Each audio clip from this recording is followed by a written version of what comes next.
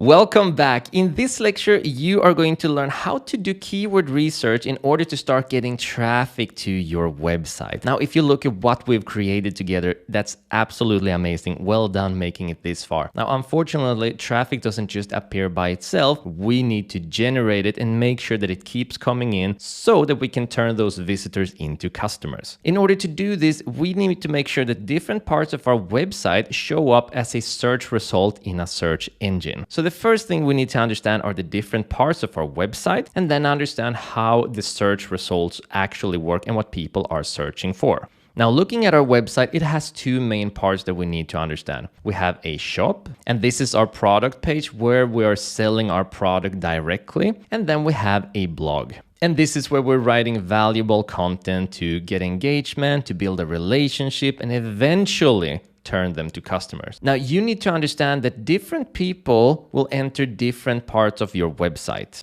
People who enter the product page of your website are interested in buying your product. And people who enter the blog page of your website are interested in learning more. So those are called different intents. Now, for visitors that are interested in buying, we call that a purchase intent. That means that they are using search terms in Google that has the intention of buying something like buy, best price, coupon, compare, etc. All of those so-called modifiers are different synonyms where the intention is of buying the product. The other intent is called a curiosity intent. With a curiosity intent, you're not looking to buy something, you are looking to learn more about something. So for example, it could be how-to, tutorial, what is, explained, etc. So by understanding people's different needs, we can also rank with different parts of our website based on different intents. If we go to google.com and we have a search term like buy blue light blocking glasses, what we would like to do is make sure that we optimize our product page, that is this page, and make sure that this page will appear as a result when people are using a search term like blue light blocking glasses. Because when you have a purchase intent, you should take them to a product page where they can purchase something. However, let's say that the search term is what are blue light blocking glasses? Now, this is a curiosity intent where the visitor wants to learn more. Ideally, we should have a blog article here called exactly what is blue light blocking glasses and how they work, so that we can fulfill their need. They're not gonna buy anything if they land on the product page, but they are going to read if they land on your blog with an appropriate blog article. So understanding the intent behind your visitors and leading them to the correct page based on their intent is essential to get the result you're looking for. Because remember, someone who reads an article can eventually become a customer, but someone who wants to read an article who lands on a product page is not going to buy your product. Always fulfill their needs based on their intents. If we go to our guidebook and we go to the second page of the contents and then move down to how to keyword research, you are going to see two columns in here. One that has curiosity modifiers and one that has purchase modifiers. Now, the modifier is simply different version behind a certain intent. So for example, those who are looking to read and learn more, in other words, have a curiosity intent, use words like what is blue light blocking glasses, how to use blue light blocking glasses, explanation of blue light blocking glasses, meaning of blue light blocking glasses, etc. All of these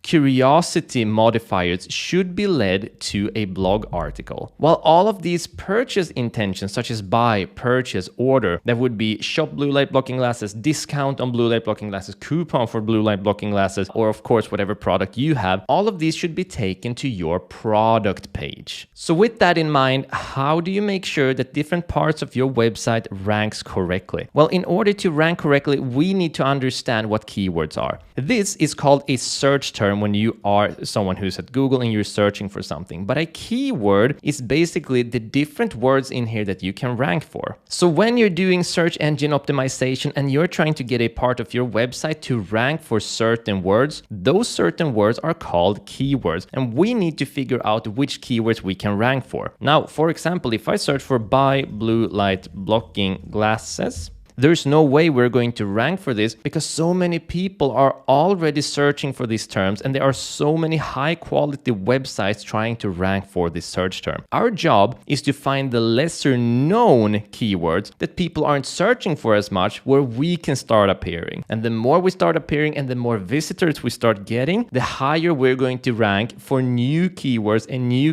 and eventually we're growing our website really big with a lot of visitors getting a lot of customers. But let's take that a couple of steps back and understand what the keywords are that we should be optimizing our website for. So in order to do keyword research completely for free and understand what keywords we should be optimizing our content for, just go to ads.google.com.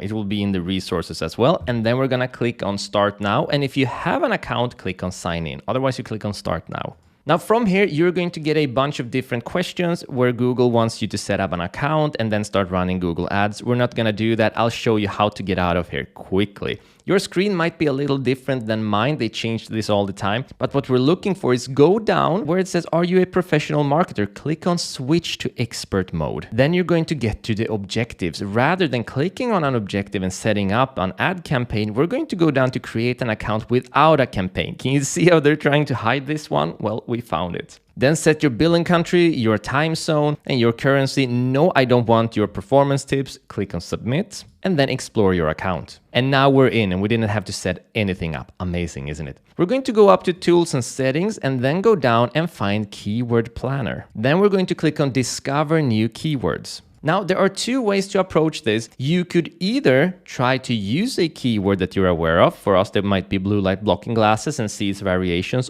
Or what I recommend that you do is move over to the right that says start with a website so we can see what it is that our competitors are competing for. Find their low-hanging fruit, that is the ones with the best opportunity, and then go in and directly compete with that one. So in order to do this, we're going to head to our guidebook. And then we're going to go to the index and then go down to competitor analysis links. And then I'm just going to grab one. Well, let's grab this one, for example, the GMG performance.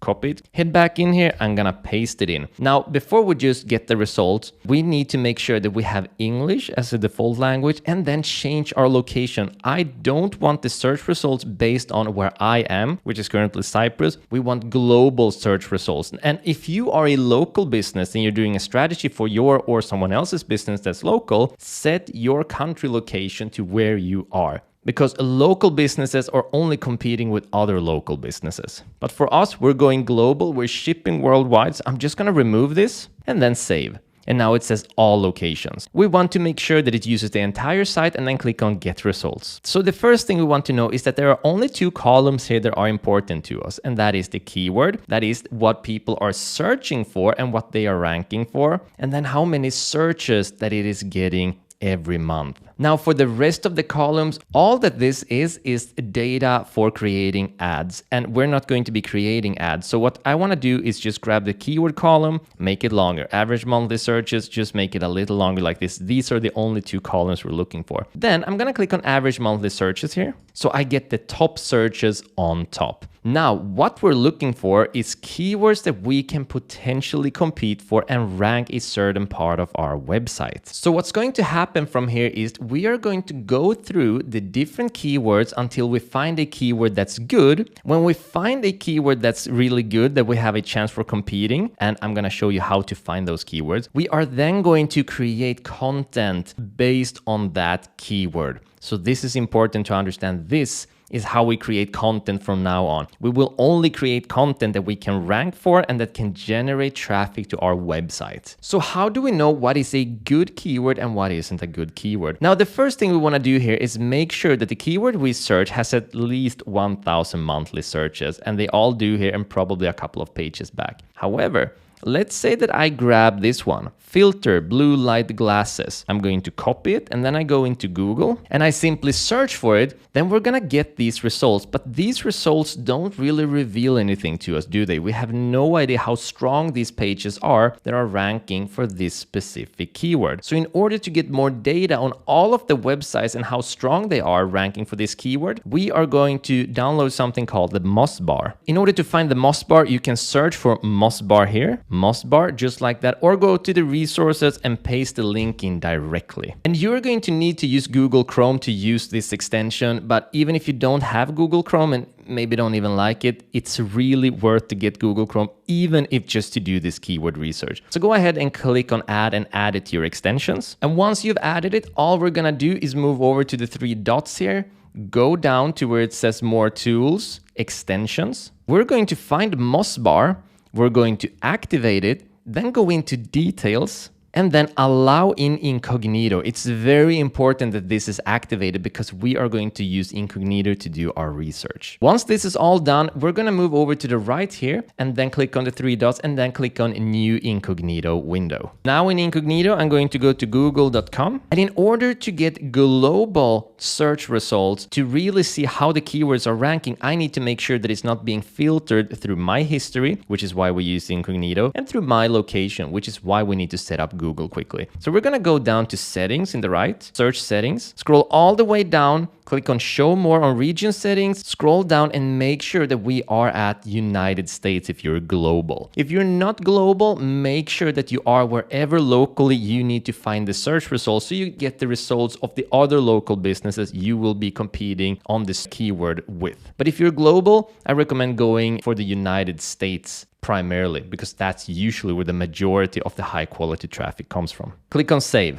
Okay, now headed back, we're gonna find our keyword again. Now I'm going to grab a keyword just like this, go back in here and paste it in. Move over to the upper right corner where I have my Moz bar, and then I'm going to click on it. And the next thing you want to do is to create an account, and this is super quick and super effective and completely for free. I promise you it's gonna be worth it. So go ahead, click on create account, and in the meantime, I'm gonna log in. And once you've logged in, this is blue and working, scrolling down, you should start seeing results that look like this. You see your PA and DA. Now, if you're having issues logging in, then just go out of incognito, go into a regular browser, that is the regular version of Chrome, log in to Moz there, and then come back to incognito. Now, the reason we are using this plugin is to understand how difficult it will be for us to rank for this keyword. And we are going to look at these metrics, PA and DA. And that is why we're using the Moz bar, because they give us this insightful information. PA stands for page authority. It means how strong is this page specifically that is ranking. DA stands for domain authority. That is how strong is the domain itself that is ranking. So the difference is that here the page is warbyparker.com/blue-light-glasses. That is a specific page on their website. The domain